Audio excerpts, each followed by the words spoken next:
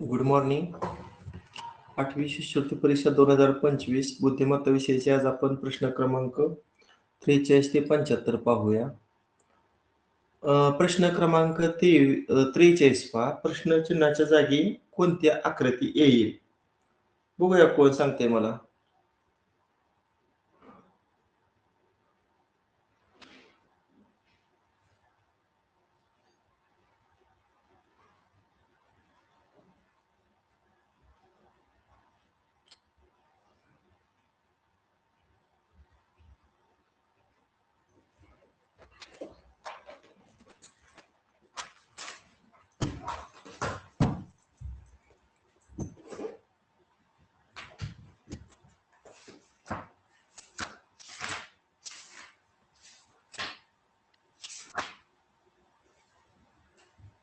तर ही डायग्राम बघा, इथं आहे, पुन्हा इथं आले, पुन्हा इथं असं क्लॉकवाईज डायरेक्शन रोटेट होते.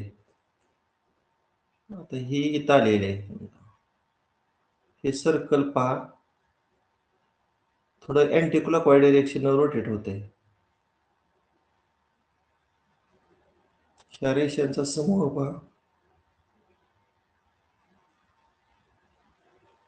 हा कोण पहा,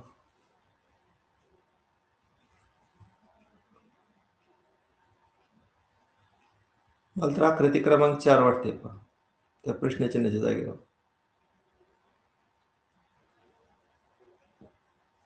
नेक्स्ट 44 YSV SMP MGJ आणि प्रश्नचिन्ह. आता या Y आणि S बघा बरं, Y आणि S कितीनं मागं जायचे? 1 2 3 4 5 आणि 6 न माग आहे का नाही? आता S आणि M बघा 6 न माग आहे का? 1 2 3 4 5 आणि 6. मग 6 न माग जाऊन M च्या मागचं 6वं अल्फाबेट कोणतं आहे पहा? 1 2 3 4 6 जी येते पहा, जी. मग जी न सुरुवात होणार दोन त्यामुळे ही दोन कड झाली. आता 2 नंबरचा अल्फाबेट आपण विचारात घेऊया.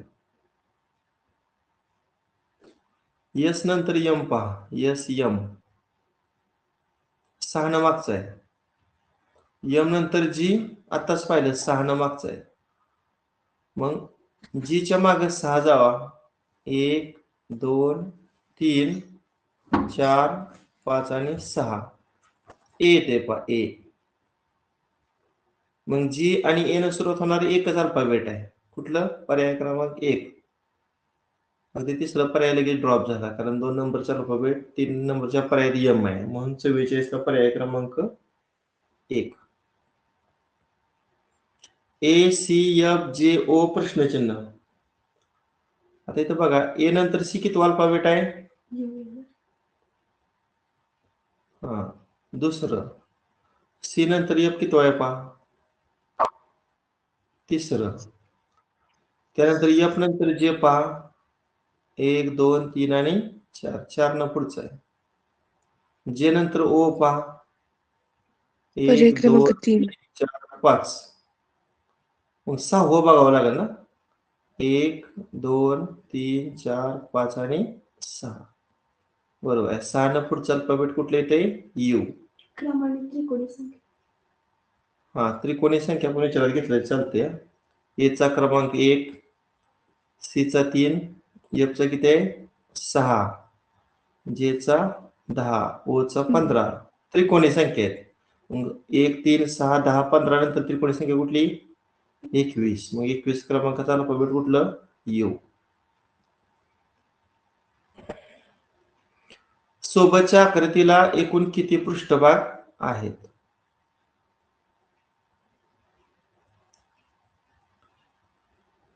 मोजा बघू पृष्ठभाग.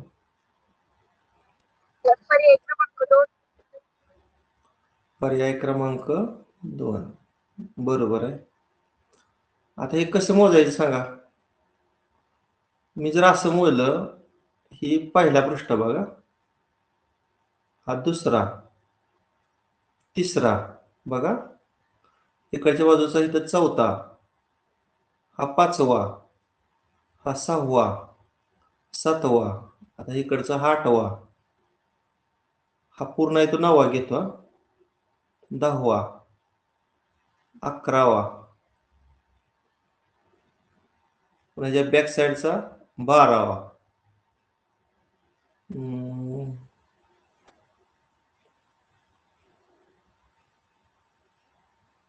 इथं 13वा, 14वा, म्हणजे बॅक साईडचा 15, 16, तळाचा 17वा, मग एखादा राहत असेल तर 18, इकडचा 19, पलीकडचा 20, इकडचा 21, इकडचा एक 22, इकडचा एक 23,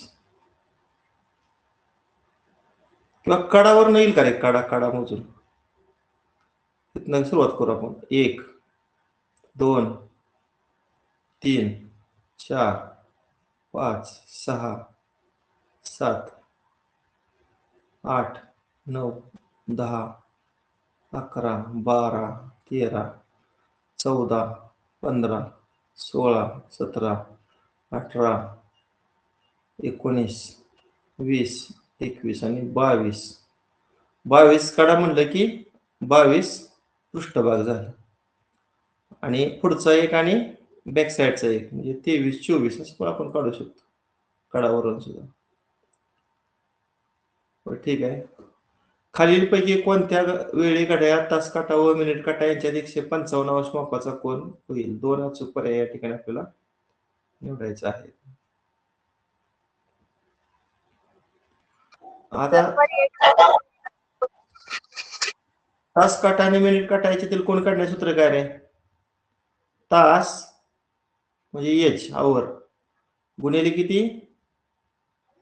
30, वजा मिनिटला एम म्हणतो, मिनिट गुणिले किती? 11/2. आता पहिल्या पर्यायात एच ची किंमत 4 टाकूया आणि एम ची किंमत 50 टाकूया, म्हणजे 4 गुणिले 30 वजा 50 गुणिले 11/2. आता इथं 2 न 50 ला भागल्यावर 25 येईल भागाकार बघ. आता 30 आणि 4चा गुणाकार किती? 120, आणि 25 आणि 11चा गुणाकार 25 1 25, 2 25 25 आणि 2 27, 275. आणि 275 120 वजा करा, किती येईल? 155. 155 त्यांनी सांगितलं की नाही, म्हणजे पहिला पर्याय येतोय. आता दुसरा आपण पर्याय चेक करूया. पुन्हा ते सूत्र कोणतं? तास गुणिले 30 वजा मिनिट गुणिले 11/2. आता इथं तासाची किंमत किती टाकायची? 7. 7 गुणिले 30 आणि मिनिटाची किती टाकायची? 10. 11/2. 7 त्रिक 21, 210. आणि इथं 2 1 2 25 आणि 11 5 किती? 55. किती ती वजा बाकी बघा? 210 न 55 वजा केल्यावर 155. म्हणजे हा दुसरा सुद्धा पर्याय निघतोय. समजलं का सर्वांना? हो सर. किंवा असं करता येईल का रे, मी काय म्हणतोय, प्रत्यक्ष घड्याळात किती वाजल्या ना आरशाच्या प्रतिमेत किती वाजल्या आपण कसं काढतो रे? आता हेच आरशाच्या प्रतिमेत जर 4:50 झाले असतील तर प्रत्यक्ष घड्याळात कसं काढायचं? 12 न वजा करायचं. 12 म्हणजे किती? 11:60 ना. 12 म्हणजे किती? 11:60. 11:60 मधनं 4:50 वजा केल्यावर किती वाजवा किती बघूया मग. 0 1 आणि इथं 11तून 4 गेल्यावर किती? 7. बरोबर आहे ना? म्हणजे पहिलं काढलं की दुसरं काढायची गरजच नाही, सरळ 11:60 मधून 450 वजा केलं की दुसरा पर्याय निघतोय. म्हणजे आपली वेळ वाचवण्यासाठी ही क्लृप्ती उपयोगी पडेल पहा. दिलेल्या प्रश्नाकृतीत लपलेला भाग पर्यायातून निवडा. कोणता लपलेला भाग आहे रे?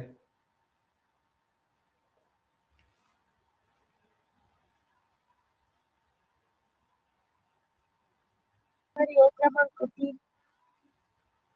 बरोबर आहे. पर्याय क्रमांक 3. कुठे लपलेली आहे आकृती?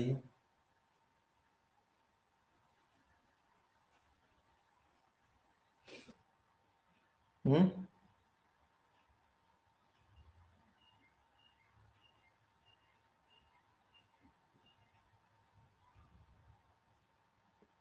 एक, 2, 3, पुन्हा खाली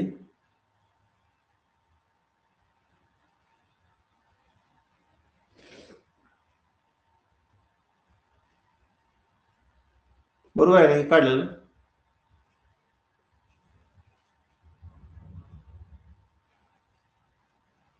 ठीक आहे. नेक्स्ट.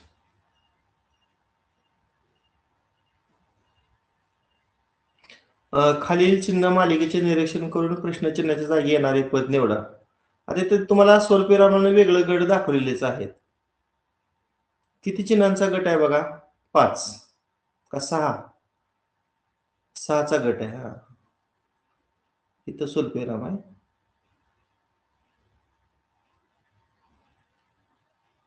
मग ते उलट क्रमाने लिहिले ना. समजा ह्याला क्रम मी 1, 2, 3, 4, 5, 6 दिलं आणि घेताना तर त्याने कसं घेतलंय 6, 5, 4, 3, 2 आणि 1. मग 6वा अल्फाबेट इथे येणार या प्रश्नचिन्ह जागेवर. कसा आहे 6वा अल्फाबेट बघा? असा त्रिकोण कसा आहे? तिरका आहे. भरीव त्रिकोण तिरका आहे. 2 नंबरला अर्धगोल पूर्ण गोल आहे, अर्धा भाग रंगवलेला. उलटा त्रिकोण आहे, अर्धा भाग रंगवलेला. अर्धचंद्र आहे. आता इथं काय येणार आहे? 2 नंबरची आकृती येणार ना. भरीव चौकोन येणार इथं. आता इथं पण बघा शेवटची पुन्हा 2 नंबरची आली. आता ही एक नाही, ही आकृती ती इथे येणार. म्हणजे असा पडलेला त्रिकोण आहे आणि त्याचा अर्धा भाग कसा आहे? रंगवलेला आहे. आता शेवटच्या 3च दिलेत, 6 पाहिजे तर बरं असू द्या. शेवटची डायग्राम शेवटून 2 नंबरची, शेवटून 3 नंबरची काय येणार? भरीव त्रिकोण येणार आहे का नाही? सांगा. एकूण 4 प्रश्नचिन्ह आहेत. पहिल्या प्रश्नचिन्हाला त्रिकोण आहे, तिरका त्रिकोण. दुसऱ्यामध्ये चौकोन आहे. किती पर्याय येतो रे? पर्याय क्रमांक 4. हा, मग इथं लिहिताना हा अर्धा भाग रंगवलेला आहे. हा, इथं माझं चुकलं इथे. सांगताना हे चुकलं. इथं काय पाहिजे? अर्धा भाग रंगवलेला आहे का नाही? हा, पर्याय क्रमांक 4. प्रश्नाकृतीतील कागदाला घडी घालून छायांकित केलेल्या ठिकाणी कापला व त्यानंतर उघडला तर त्याचा आकार छायातील कोणत्या आकृतीसारखा दिसेल? हे सोपं आहे. पर्याय क्रमांक 2. हे पूर्ण इथं वर्तुळ येणार आहे का नाही? पूर्ण वर्तुळ म्हणजे हा पर्याय ड्रॉप झाला कारण मध्ये चौकोन आहे. आता हे इथे येणार, पुन्हा वर पण येणार आहे, पुन्हा इथं हे येणार. होतं काय एखादा पर्याय ड्रॉप बघा? नाही होत. हे नाही होत. आता हे इथं म्हणजे इथं त्रिकोण तयार झाला. आता हाच त्रिकोण इथं होणार आहे का नाही?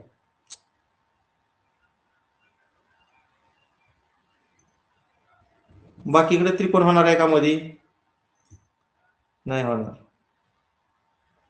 बर, आता हा जो त्रिकोण आहे तो इथं होणार, पुन्हा वर पण होणार आहे इथं, पुन्हा इथं पण होणार.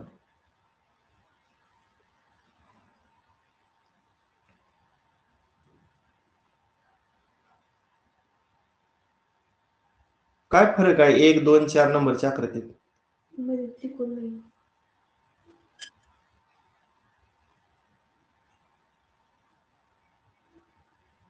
पर्याय क्रमांक 2.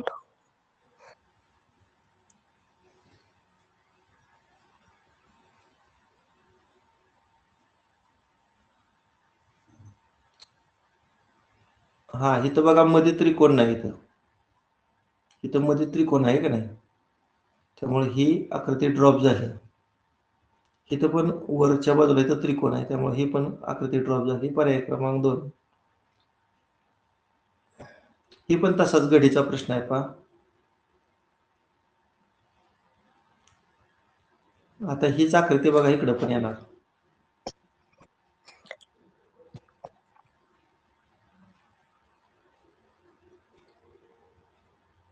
सर पर्याय क्रमांक 4. पर्याय क्रमांक 4. क्रमांक 4.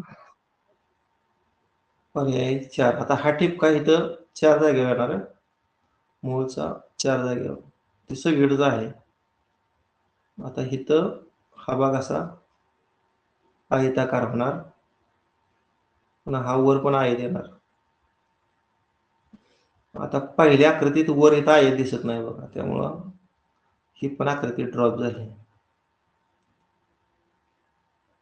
आता तिसऱ्या आकृती का ड्रॉप झाली? कारण इथं जो आयत आहे तो नाहीच, त्यामुळे ही पण आकृती ड्रॉप झाली. म्हणून पर्याय क्रमांक 4. मुलींच्या एका रांगेत, आता समजा डावीकडून उजवीकडून असं असलं की आडवी रेष काढायची. हा मुग्धा, इथं मुग्धा घेतो यम, डावीकडून 12वे आहे, 12वे डावीकडून क्रमांक असला की वर लिहितो आणि उजवीकडून क्रमांक असला की खाली लिहितो. व श्रेया, समजा इथं श्रेया आहे, श्रेयाचा उजवीकडून 18वा क्रमांक आहे, इथं 18 लिहितो. या दोघींच्या दरम्यान 5 मुले आहेत, समजा 1, 2, 3, 4 आणि 5. तर त्या रांगेत मध्यभागी असणाऱ्या मुलीचा क्रमांक कितवा? आपण पहिल्यांदा काय काढूया, त्या रांगेतील एकूण मुलं काढूया. आता सांगा मुग्धाच्या डावीकडे किती जण आहेत रे? तिचा डावीकडून 12वा क्रमांक आहे, म्हणजे मुग्धाच्या डावीकडे किती आहेत? 11. आता श्रेयाच्या उजवीकडून क्रमांक 18वा आहे, म्हणजे श्रेयाच्या उजवीकडे किती आहेत? 17. आणि मुग्धाचं 1 आणि श्रेयाचं 1 स्थान, आणि त्या दोघांच्या दरम्यान किती आहेत? 5. बघा म्हणजे रांगेतील एकूण किती विद्यार्थी झाले? किती झाले? 35. किती झाले एकूण? 35.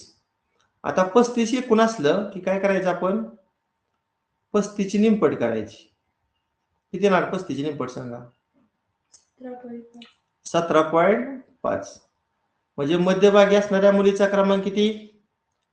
17.5 म्हटल्यावर 17 घेऊया का 18 घेऊया? तर 18 घेऊया. 18. आता मला सांगा मध्यभागी असणाऱ्या मुलीचा क्रमांक 18, म्हणजे तिच्या डावीकडे 17 असणार आहे की नाही, आणि उजवीकडे पण किती असणार? 17. बघा पण टोटल 35 येते का?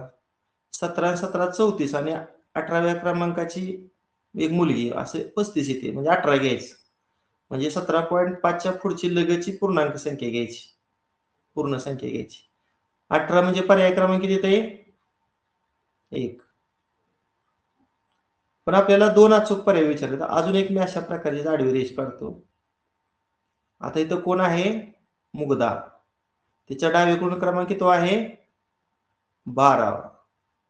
आता मगाशी श्रेया मी मुग्धाच्या उजवीकडे घेतले होते, तर श्रेया मी काय करतो? थोडं डावीकडे घेतो. इथं श्रेया असं समजतो, आणि त्या श्रेयाचा उजवीकडून क्रमांक किती आहे? 18वा.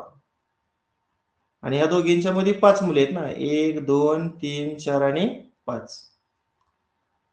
आता मला सांगा मुग्धाचा उजवीकडून क्रमांक किती?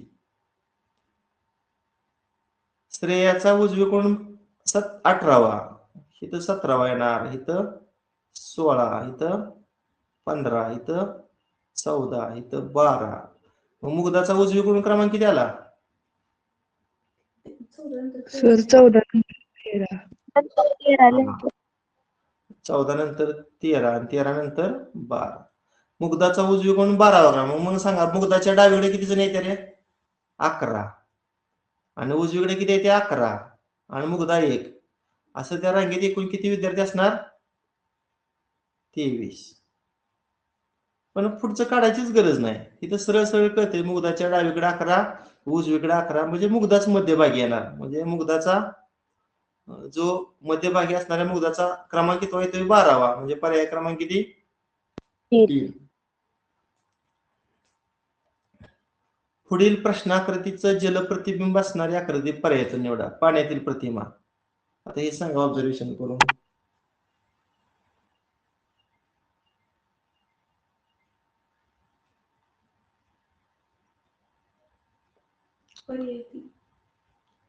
पर्याय क्रमांक 3. कारण हे जे स्थान आहे का नाही ते डावीकडचं डावीकडेच राहतं. हे 2 ड्रॉप झाले का नाही हे लक्षात ठेवायचं. आरशाच्या प्रतिमेत डावीकडचं उजवीकडे, मात्र पाण्याच्या प्रतिबिंबामध्ये डावीकडचं डावीकडेच राहतं. आता इथं रेखांकित भाग आहे बघा थोडा. त्या आकृतीत रेखांकित नाही बघा अजिबात, त्यामुळे हे पण ड्रॉप झाले. गटात न बसणारे पद ओळखा. सनंग फाटके वस्त्र, यच्चयावत सर्व, खुमारी लज्जत, दादांत पूर्णपणे. कुठले रे? पर्याय क्रमांक 1. त्याचं स्पष्टीकरण काय? पर्याय क्रमांक 1.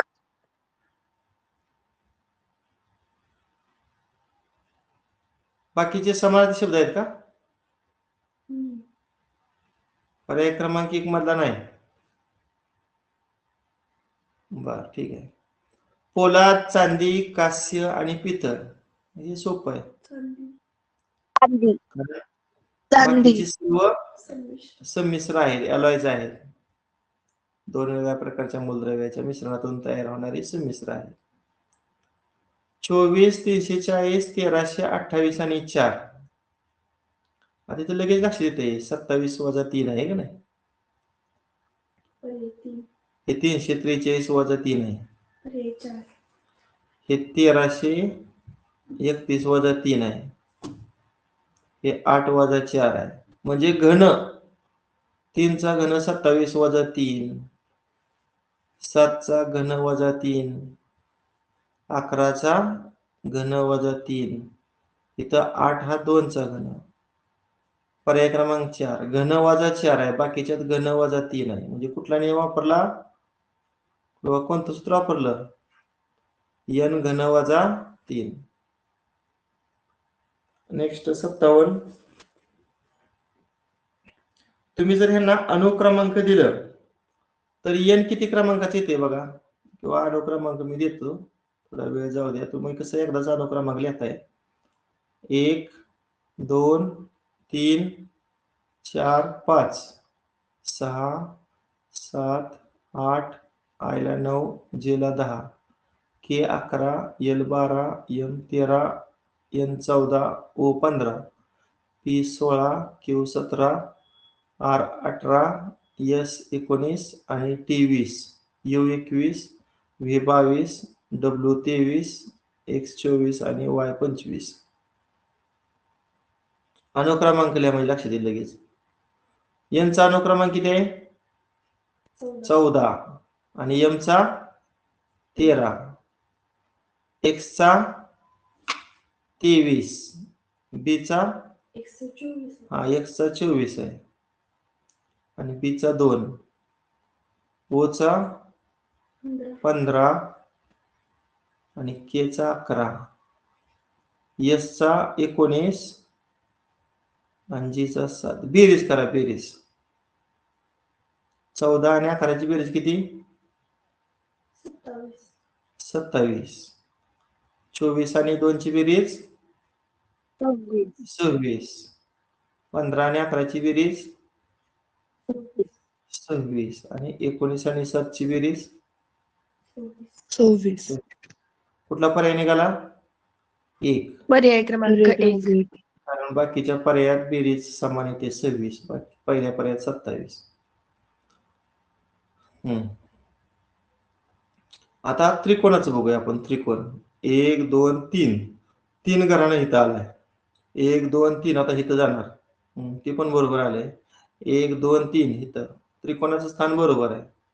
चला आपण चौकोनी घेऊया 1 2 3 घराने इथं आला 1 2 3 हा इथं 3 घराने आलाय का चौकोन नाही पुढे गेलाय बघा 1 2 3 इथं बरोबर आहे. म्हणजे पर्याय क्रमांक काय निघाला 3. नेक्स्ट मनोर आहे पहा आता मी डायरेक्ट बघतो शेवटचा वेळ नाही घालवत 11 कुठे आहे 11 खालच्या ओळीत डावीकडून 2 नंबरला आहे मग उजवीकडून 2 नंबरला काय ना 61 पी कुठे आहे बघा पी पी डावीकडून 2 नंबर 1 नंबरला आहे मग त्याच लाईनला उजवीकडून 1 नंबरला कोण आहे 59 पुढे घेतो यम कुठे आहे बघा यम ज्या वेळेत डावीकडून 2 नंबरला आहे त्याच वेळेत उजवीकडून 2 नंबरला कोण आहे 41 3 बघा 3 डावीकडे आहे मग उजवीकडे त्या वेळेत के आणि यल बघा यल यल हा यल डावीकडून 2 नंबरला आहे त्या वेळेत मग उजवीकडून 2 नंबरला पण यलच येणार ना आहे का हा पर्याय 61 पर्याय क्रमांक 59 2 सर. क्रमांक 2 हा पर्याय क्रमांक 2. आता तसंच हे पण पाहतो डायरेक्ट आर कुठे आहे बघा आर हा आर डावीकडे आहे त्याच वेळेत उजवीकडे कोण आहे मग 19 यम बघा यम डावीकडून 2 नंबरला आहे मग त्याच वेळेत उजवीकडून 2 नंबरला कोण आहे 41 यल यल बघा डावीकडून 2 नंबरला आहे मग उजवीकडून पण 2 नंबरला काय ना यलच येणार आणि जे डावीकडून 3 नंबरला आहे उजवीकडून 3 नंबरला पण काय येणार जेच येणार 19 23 यल जे कुठला आला पर्याय पहिला.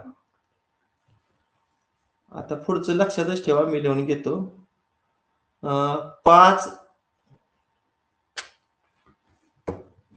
हे लिहून घ्या कारण नवीन पानावर आहे 3 एम क्यू के 41 एफ आणि 5 एन पी लिहिलं का कारण इथं 2 अचूक पर्याय आहेत. आता मी बॅकला जातो मनोऱ्याकडं आता हे मागचं डिलीट करतो हा आता बघा पहिलं 3 एम क्यू कोणती आकृती झाली बघा थोडक्यात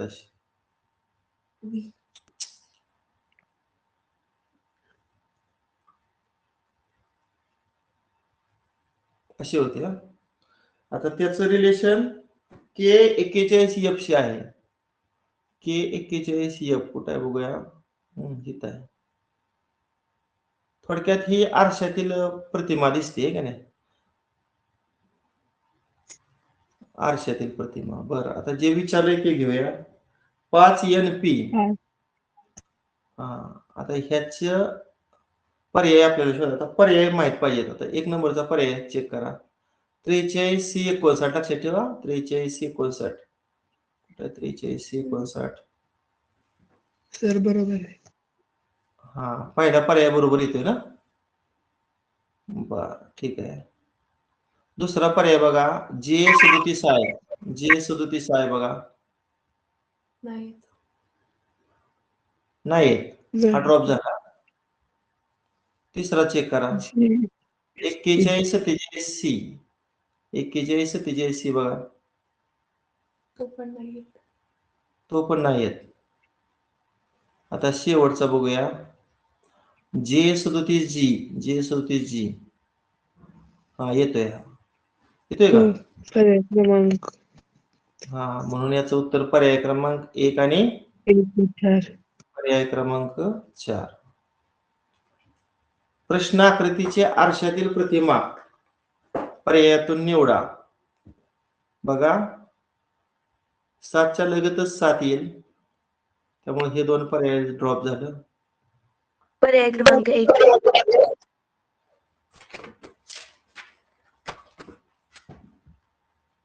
बरोबर आहे. पर्याय पर्याय क्रमांक क्रमांक 1 सर. एक. इथं पण आरशातीलच प्रतिमा आहे. फक्त डावीकडचं उजवीकडे जातं एवढं लक्षात ठेवा. आता ह्यो रेखांकित भाग इकडे जाणार. पर्याय क्रमांक 4 सर. पर्याय क्रमांक 4.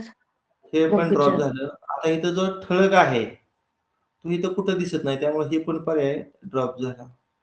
आता इथं 3 थर आहेत है की नाही, मात्र इथं 2च थर आहेत, त्यामुळे हा पण पर्याय ड्रॉप झाला. म्हणून पर्याय क्रमांक 4. आता ही फक्त आकृती बघा. ही 1 नंबरची आकृती कधी वापरायची एक उदाहरण सांगताय का रे मला? 1 नंबरची आकृती कधी वापरायची? मी सांगतो. समजा इंडिया दिलं, भारत,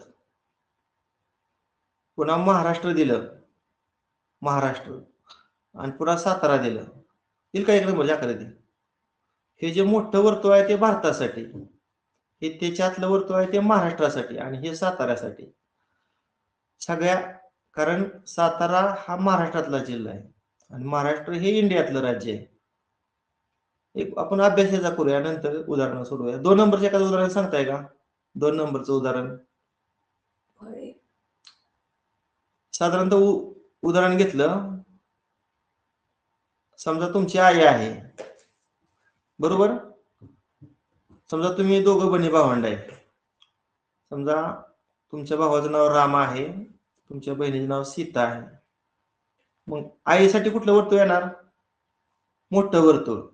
आणि हे छोटं वर्तुळ रामसाठी, आणि हे छोटं वर्तुळ कोणासाठी? सीतासाठी. अशा पद्धतीने ही वेन आकृती वापरायची. आता ह्या सीचं एखादं उदाहरण सांगा. समजा महाराष्ट्र घेतलं, मग सांगितल्याप्रमाणे महाराष्ट्र. समजा महाराष्ट्रातलं पण सातारा घेतलं, बरोबर आहे? आणि समजा एक वेगळ्या प्रकारचं शहर सांगा की जे महाराष्ट्राच्या बाहेर आहे. समजा कोलकाता घेतलं, मग सांगा कसं होईल? हे जे मोठं वर्तुळ आहे ते महाराष्ट्रासाठी, हे छोटं वर्तुळ साताऱ्यासाठी, आणि हे वेगळं वर्तुळ आहे ते कोलकाता, कारण कोलकाता हे महाराष्ट्रामध्ये येतच नाही. हा, पुढची वेळ आकृती सांगा. तिन्ही वेगवेगळं. कोण सांगते एखादं? तिन्ही पण त्यांचा काय एकमेकाशी संबंधच नाही. इंडिया, पॅरिस आणि जपान. हा, समजा भारत आहे, हा वेगळा देश आला. समजा जपान हा वेगळा देश आला, आणि USA अमेरिका, अशा 3 वेगळ्या प्रकारच्या देशांसाठी आपण ही 4 नंबरची वेन आकृती वापरू शकतो. आता ही ईचं उदाहरण सांगा बरं एखादं ई साठी. कोण सांगते?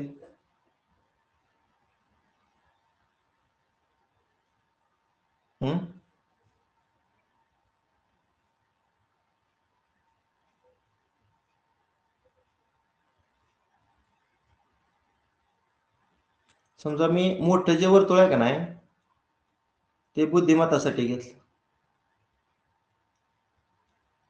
आता लहान जे आहे ते गणित विषयासाठी घेतलं, आणि पलीकडचं छोटं अजून एखादा असा विषय सांगा की त्यामध्ये बुद्धिमत्तेचा समावेश होतो. जीके.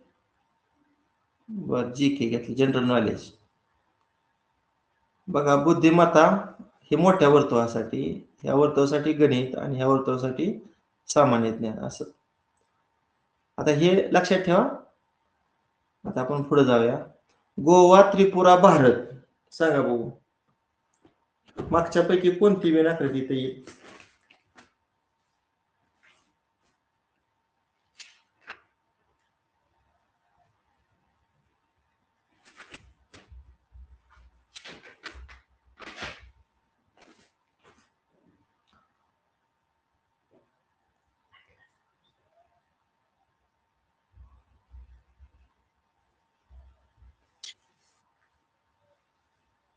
बी. बी.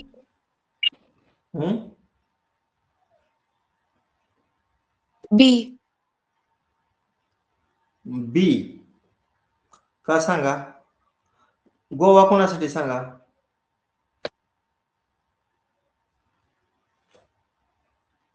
सर मोठं वर्तुळ भारतासाठी आणि त्यातली जी 2 छोटी वर्तुळ आहेत त्यातलं एक गोवा आणि एक त्रिपुरा. म्हणजे हे जे मोठं आहे ते कोणासाठी? भारत.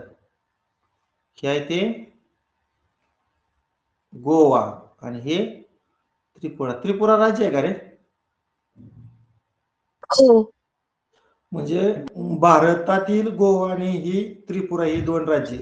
त्यामुळे गोव्यासाठी मोठं वर्तुळ आणि गोवा आणि त्रिपुरा ही वेगळ्या प्रकारचे राज्य आहेत. बरोबर आहे. पर्याय क्रमांक कुठला पर्याय ते म्हटला? बी. बी म्हणजे बी कुठे आहे बघा इथं? पर्याय क्रमांक 2. परपोषी कवक शैवाल. काय येईल याला? शैवाल कसं आहे रे? शैवाल ही वनस्पती आहे ना, स्वयंपोषी, स्वतःचं अन्न स्वतः तयार करते का नाही. आणि कवक ही परपोषी आहे ना. कुठलं येईल बघा मग?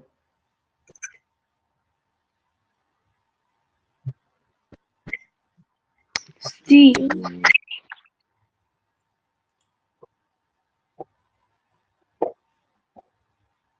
सी. बर, चेक करूया. हा, हे कोणासाठी येणार? हे वर्तुळ शैवाल. शैवाल. हे मोठं वर्तुळ परपोषी. परपोषी आणि आतलं वर्तुळ कवक. म्हणजे तुमच्या एक लक्षात आलं असेल, बुद्धिमत्तेत विज्ञानाचा सुद्धा समावेश आहे. सी. सी म्हणजे पर्याय क्रमांक 4. अभिषेक घरातून बाहेर निघताना मावळत्या सूर्याची किरण त्याच्या तोंडावर समोरून पडत होती. पहिल्यांदा आपण दिशाचक्र काढूया. आता दिशाचक्र काढताना वरची दिशा कुठली रे? उत्तर. उत्तर. उजवीकडची दिशा पूर्व. पूर्व. खालची दक्षिण. दक्षिण. आणि डावीकडची पश्चिम. पश्चिम. हा, आता बघा की तुम्ही डायग्राम तयार करतो. इथे घेतलं ए ठिकाणी घेतो. अभिषेक घरातून बाहेर पडताना मावळत्या सूर्याची किरण त्याच्या तोंडावर समोरून पडत होती. म्हणजे सूर्य मावळत आहे म्हणजे त्याचं तोंड कुठं असणार आहे? त्याचं तोंड कुठं असणार? पश्चिम. सूर्येकडे. सूर्य कुठल्या दिशेला मावळतो? पश्चिमेला. मग तो पश्चिमेला 24 मीटर चालत गेला. म्हणजे हे अंतर 24 गेला तो चालत पश्चिमेला. इथं आला. तिथून तो उजवीकडे काटकोनात वळला. उजवीकडे म्हणल्या वर का खाली सांगा? वर. वर. मग वर तो 21 किलोमीटर गेला. बघा हे अंतर 21 आहे असं समजूया. इथं आला. पुन्हा डावीकडे काटकोनात वळला. आता डावीकडे म्हणल्यावर पूर्वेला का पश्चिमेला? पश्चिमेला.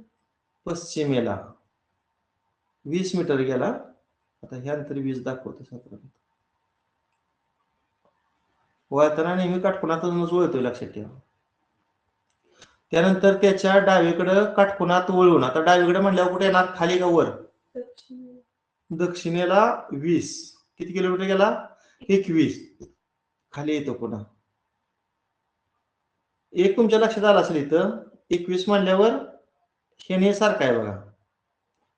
म्हणजे ह्या रेषेत येणार असं. आता शेवटचं ती बी या ठिकाणी आहे. तर मूळ ठिकाणापासून तो किती अंतरावर आहे? आता इथं आयत तयार झाला बघा. आयताच्या समोरासमोरच्या बाजू कशा असतात? सारख्या. वरची 20 असेल तर खालची सुद्धा किती? 20 असणार. मग सांगा ए आणि बीतलं अंतर किती येणार मग? 24 आणि 20 ची 44. पर्याय क्रमांक 44 मीटर. पर्याय क्रमांक 1. तिसऱ्या दिवशी अण्णांच्या भेटीस गेलो असता मोडक्या टेबलावर तुटक्या खुर्चीत बसून एका दांडीला धागा बांधलेला तुटका चष्मा डोळ्याला लावून अण्णा लिहित होते. या वाक्यात 2 अक्षरी शब्दापेक्षा 3 अक्षरी शब्दांची संख्या कितीनं कमी अथवा जास्त आहे? आपण पहिल्यांदा 2 अक्षरी शब्द मोजूया. तिसऱ्या तर किती अक्षर आहेत रे? 3 3. दिवशी 2 3 3. अण्णांच्या 3 3. भेटीस 3. गेलो 2. हसता 3. मोठ्या 3. टेबलावर 5 आहे त्यामुळे ते काय विचारत नाही घेतले चालतंय. तुटक्या 3. खुर्चीत 3. बसून 3. एका 2. दांडीला 3.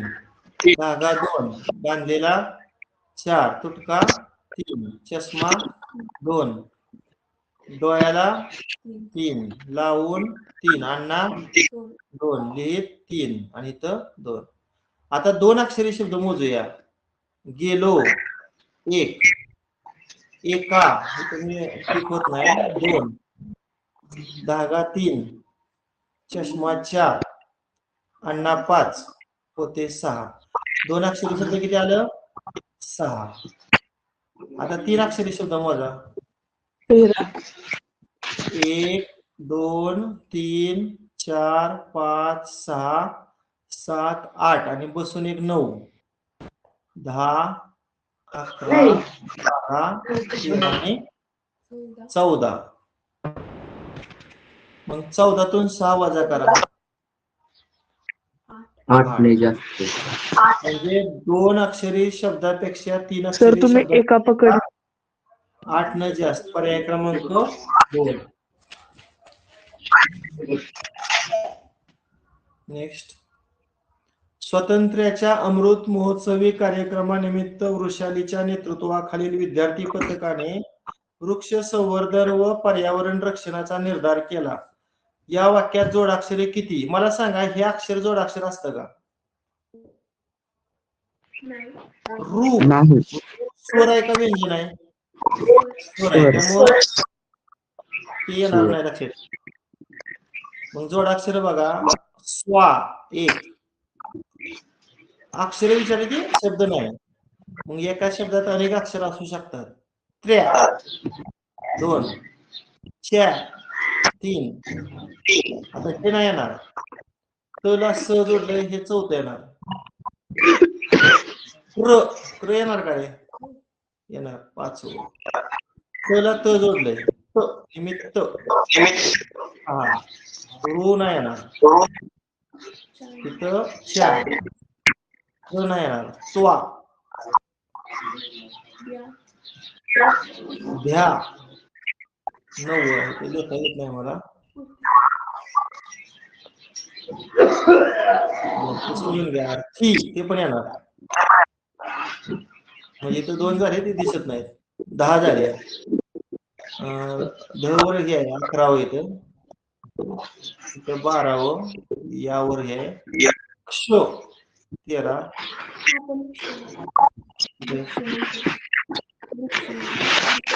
हा इथे 14वा. वरती पण राहिलं यावर 15. कुठं?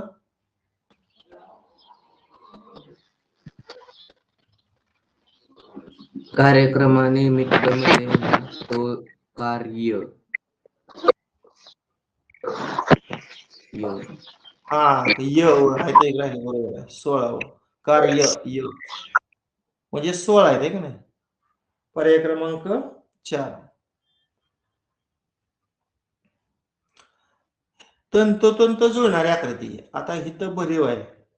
इथं नाही म्हणजे पहिली तर आकृती ड्रॉप झाली. पर्याय क्रमांक पर्याय 2. क्रमांक 2. हे भरीव आहे. पर्याय इथं क्रमांक भरीव 2. नाही. हे पण ड्रॉप झाले. हे पण ड्रॉप. पर्याय क्रमांक 2.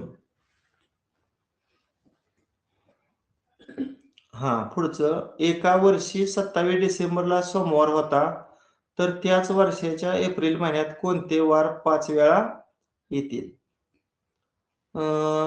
ते ममना बाशी सोटीचा उपयोग होतोय का बघा पण. का सगळंच महिने लिहूया? हो सर होईल. म म ना.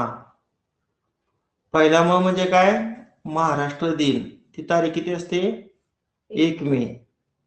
दुसरं महात्मा गांधी जयंती 2 ऑक्टोबर. आणि नाताळ किती असतो? 25 डिसेंबर.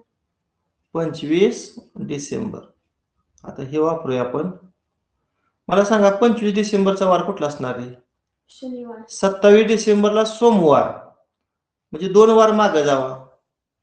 रविवार आणि शनिवार. मग 25 डिसेंबरला शनिवार असेल तर 1 मे ला सुद्धा कुठला वार असणार? शनिवार. शनिवारच असणार. आता आपल्याला जास्त लिहायचं नाही. एप्रिल. आणि एप्रिल नंतर कुठला महिना? मे. मे. मला सांगा 1 मे ला शनिवार. मग 1 मेच्या अगोदरची तारीख कोणती? 30 एप्रिल ना? 30 एप्रिलचा वार कुठला? एक वार मागं आलोय म्हणल्यावर एक वार मागं या. शुक्रवार. शुक्रवार. आता तुम्हाला माहित आहे 1 तारखेचा पुन्हा 1त 7 मिळवा 8, 8त 7 मिळवा 15, 15त 7 मिळवा 22 आणि 22त 7 मिळवा 29. पुन्हा 2 तारखेचं दिनांक सांगा. 2 आणि 7 किती? 9, 9 आणि 7 16, 16 आणि 7 23, 23 आणि 7 24. 30. 30. आता विचारलंय एप्रिल महिन्यात कोणते वार 5 वेळा येतील? 30 तारखेचा वार 5 वेळा येणार आहे. आणि 29 तारखेचा वार पण 5 वेळा येणार आहे. मग 30 तारखेचा वार शुक्रवार 5 वेळा येणार. आणि 29 तारखेचा वार कुठला असणार सांगा? 29 एप्रिलचा. गुरुवार. गुरुवार पण 5 वेळा येणार. मग गुरुवार शुक्रवार म्हणजे पर्याय क्रमांक 2 आणि पर्याय क्रमांक 3. न, ल, र, त, ज या अक्षरापासून तयार होणाऱ्या अर्थपूर्ण शब्दातील मध्यभागी येणाऱ्या अक्षराच्या डावीकडील लगतचे पहिले अक्षर कोणते? अगोदर अर्थपूर्ण शब्द तयार करून सांगा. जलतरण. ज, ल, त, र, न. तलाव. ज, ल, त, र आणि बाणाचा न. आता मध्यभागी अक्षर कुठला आहे रे? त. मग त च्या डावीकडचं अक्षर कुठलं? ल. म्हणजे याचं उत्तर पर्याय क्रमांक 1. संख्यांच्या मांडणीतील सूत्र ओळखून प्रश्नचिन्हाच्या जागी येणारा पर्याय निवडा. आता मोठी संख्या वर आहे त्यामुळे 3 आणि 5 वरून कसं येते सांगा? समजा 5 चा तुम्ही घन केला आणि 2 चा वर्ग केला. मला सांगा 5 चा घन किती असतो? 125 आणि 3 चा वर्ग 9. ह्या दोघांची वजाबाकी करून सांगा किती ते? 116. हा. म्हणजे उजवीकडचा घन करायचा ना आणि डावीकडचा वर्ग. घनातून वर्ग वजा करायचा. मग 6 चा घन किती? 216. 216 आणि 8 चा वर्ग 64 वजा करा. 152. 152 म्हणजे पर्याय क्रमांक 4 येते बघा. ए वर्ग वजा बी घन हा फॉर्म्युला वापरला. हा. नेक्स्ट 8, 7, 5 वरून 300 कसं आलं हे आपल्याला शोधायचे. 8, 7 आणि 5 ह्या तिघांचा गुणाकार किती येतो रे?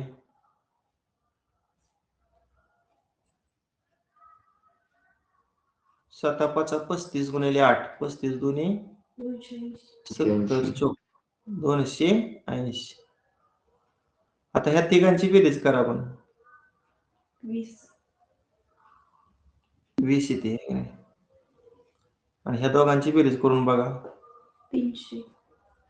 300 म्हणजे 3 संख्यांचा गुणाकार 3 संख्यांची बेरीज आणि ह्या दोघांची बेरीज आहे की नाही.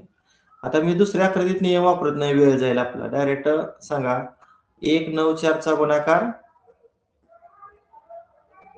आणि दुसऱ्या कंसात 1 9 4 ची बेरीज, पर्याय क्रमांक 2.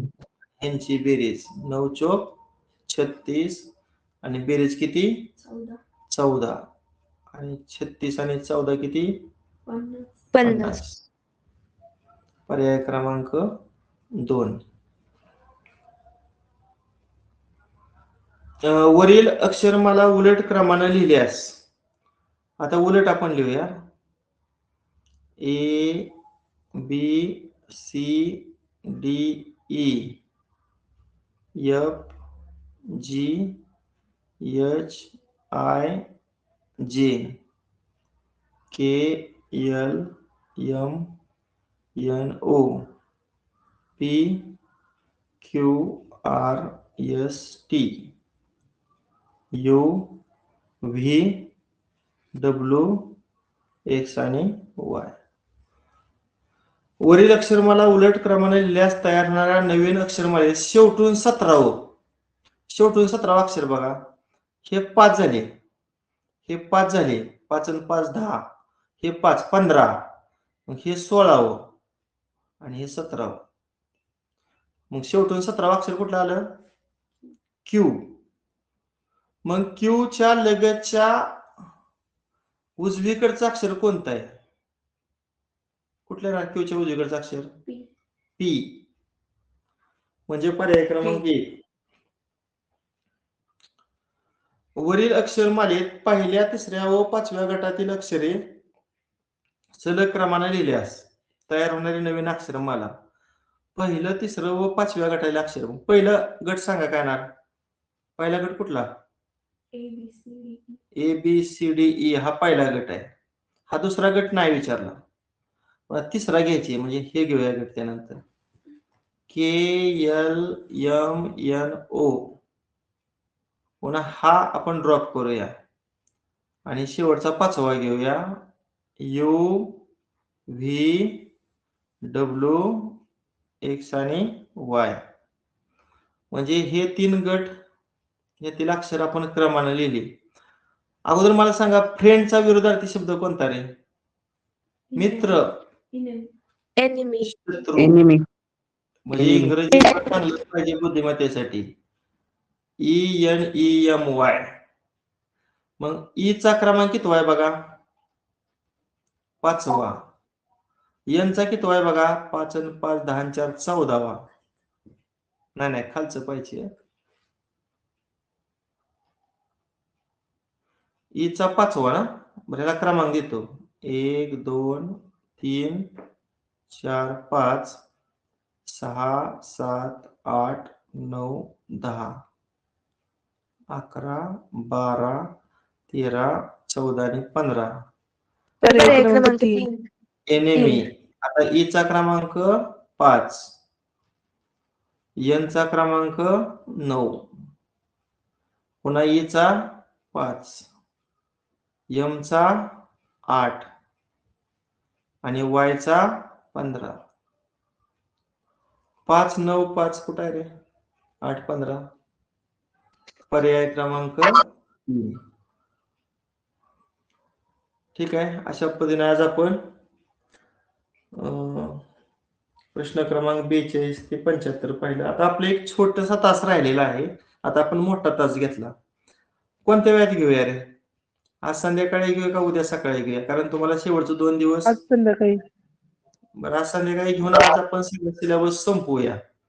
म्हणजे तुम्हाला जास्तीत जास्त राहिलेलं जे 2 दिवस आहेत ते स्वयं अध्ययनासाठी घेता येतील. बस करूया. Okay, bye.